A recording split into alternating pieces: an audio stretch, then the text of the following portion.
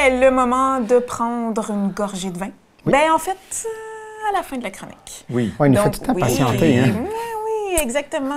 Donc, Serge débarque avec un autre coup de cœur cette semaine. Donc, ça, c'est dans tes favoris aussi. Oui, c'est dans mes favoris. Une belle visite que j'ai eu l'opportunité de faire en 2017 déjà. Ça va tellement vite. Donc, je vous amène dans le Languedoc. On peut voir la carte à l'écran. C'est une immense région, hein, le Languedoc. On parle de 243 000 hectares de vignes. Et on y produit sur ces vignes-là 1,6 milliard de bouteilles. Fait que pour un gros party, là, on est à la bonne place. Là, on parle. Là, on parle. Hein? C'est du sérieux. T'as mon attention. C'est du sérieux. Et c'est la plus grande région viticole française. Et sûrement plus... Il doit être probablement parmi les 10 régions viticoles en superficie dans le monde, là, parce que c'est énorme comme superficie. Et moi, j'ai eu l'opportunité, c'est ça, on voit le Saint-Chinian qui est entouré parce que Laurent Miguel, qui est le propriétaire du vignoble qui produit ce vin, et plusieurs autres, bien sûr, est spécifiquement dans la région du Saint-Chinian. Et c'est entre autres le cépage Syrah qui est très présent dans cette région-là. Et puis, Laurent Miguel, c'est quand même pas non plus un petit vignoble parce qu'on parle... Bien, d'abord, c'est la 8e génération. Fait qu'on s'entend qu'ils savent faire du vin, ces gens-là. Et puis, qui appartient en propre, on parle d'un vignoble de 150 hectares de vignes, ce qui est quand même beaucoup, en plus des raisins qui sont achetés. Et puis, on peut voir, ça, c'est lorsque tu arrives, tu as une belle porte comme ça, là, c'est quand même intéressant. C'est invitant. Oh, tout à fait, tout à fait. Ça donne le goût de prendre un verre. Ouais, effectivement, puis il a été gentil, il a pris le temps de m'amener dans les vignes. Et puis, on peut me voir avec la face. Il y avait un petit peu de suret dans la... Oui, c'est ça. Dans les raisins.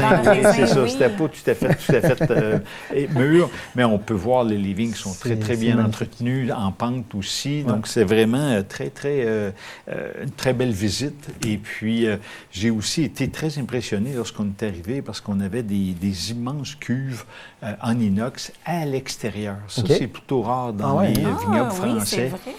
Et puis, il y avait ce qu'on voit en rouge et argenté, c'est un gros pressoir à raisin.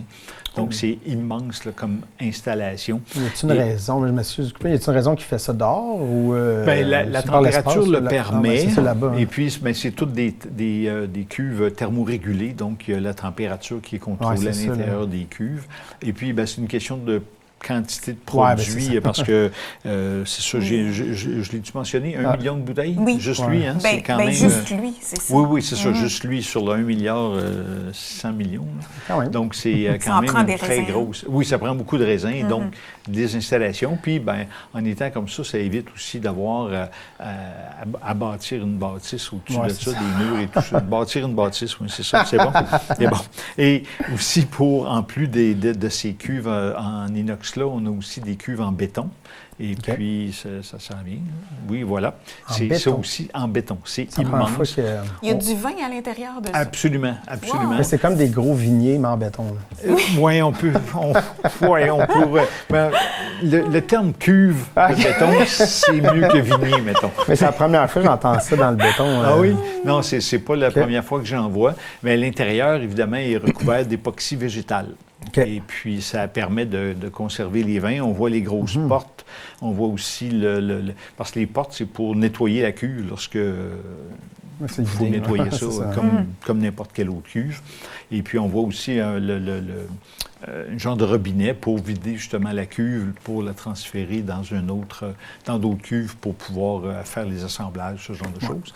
Et puis, il y a aussi, évidemment, un magnifique chai à barrique qui est vraiment très bien. Puis c'est comme vieillot, tu vois, à l'intérieur. C'est sûr, parce que 8 générations, ça remonte à quelques années. Là. Non, c'est ça, c'est ça. Il n'y avait pas d'aluminium puis des murs en aluminium dans ce temps-là. Il y a 8 générations. Oui, exactement. C'est température constante, à peu près à 12 degrés, un taux d'humidité assez important.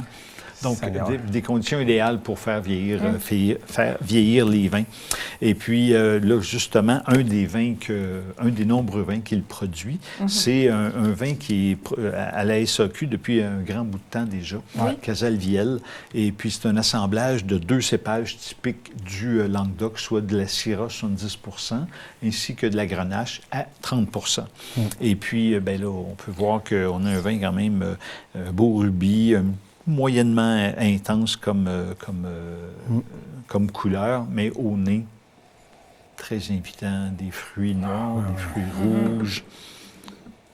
Ici, on n'est pas en présence de barrique, là, et puis, mais vraiment quelque chose de... Un peu floral. Oui, effectivement, un petit peu dans floral le deuxième aussi. nez, là. Le deuxième quelque nez. chose de vraiment très intéressant. C'est la deuxième fois que tu sens, c'est le deuxième nez. Ah, oui. C'est ça, exact. Hey, j'ai l'air de rien, Donc, mais... C'est pas moi qui l'ai dit. on sait que tu es un grand consommateur, mais... Oui, ça, on le sait. Je les respire beaucoup. Oui, OK, d'accord. Donc, on en prend une petite Il ne gorgée. fait pas juste les respirer. Voilà.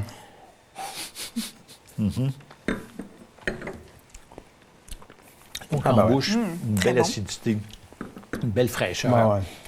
Des tanins qui sont présents sur la langue, c'est un petit peu râpeux, mais sans... Mais rien de plus. Ça s'en va quand même vite. Là. Ça, c'est pas, Oui, c'est ça, ça passe bien. La longueur est quand même intéressante, avec du poulet, du porc, des charcuteries, une petite sauce aux champignons, là, avec, il me semble que ça pourrait être fort, fort agréable. Ou juste comme ça. tout seul. Oui, hein, ça pourrait servir en apéro. Ah oui, oui. C'est sûr. Ben là, bientôt, on... Ça s'en vient, là. On va Moi, faire beau, mais oui. La piscine Totalement. approche, Les terrasses. Donc, mais il va être important, si on prend ça à l'extérieur, surtout s'il fait 30, de ne pas hésiter à mettre ça dans un petit seau avec un peu de glace et de l'eau OK. pour Faut dire un le peu. tenir Souvent, on le fait frais. pour les blancs, mais on est moins porté à le faire pour les Oui, rouges, mais hein? effectivement, mais comme là, il est à bonne température, il est probablement à 14-15 là, comme température, ce qui est Oui, une bien, bonne... nos studios ont été créés pour Ouais, c'est d'accord. tempérer Ça, je savais les pas bouteilles ça. qui... Ah ouais. Hey, t'as tout pensé ici. c'est comme un chai ici, en fait, c'est ça. Là. OK. Hein? On n'a rien à envier là, avec son affaire en pierre. lui. D'accord. Comment? Avec son truc en pierre, là, nous Ah, autres, ouais. c'est Ben ça non, même mais en c'est fait. là-dessus. ça. D'accord. Alors, Donc, vraiment, voilà. et puis le prix. Le prix, c'est surtout ça, le prix. Le Moi, c'est prix. ça qui est dans ma rotation de... Oui. 13,95. Oh, quand même. Vraiment un beau rapport qualité-prix. Voilà. Et puis, tu vins tous les jours ou comme je mentionnais en apéro, comme Mathieu l'a souligné. Vraiment quelque chose de vraiment bien. Donc, un beau, puis un magnifique souvenir de voyage encore une Ben, fois. c'est ça, Oui, là. pour toi qui as dû y aller dans un cadre de travail. bien Tout à fait. Tout à Oh. fait. Très important de le mentionner. Tout à fait. Donc, Merci de voilà. souligner c'est ça. Oui, ça me fait J'apprécie. plaisir, Serge, de te le rappeler. J'apprécie. Donc, voilà. Bon, alors nous, on va continuer notre dégustation de ton coup de cœur. Puis, on se retrouve la semaine prochaine avec un autre coup de cœur. Ça va être un grand plaisir.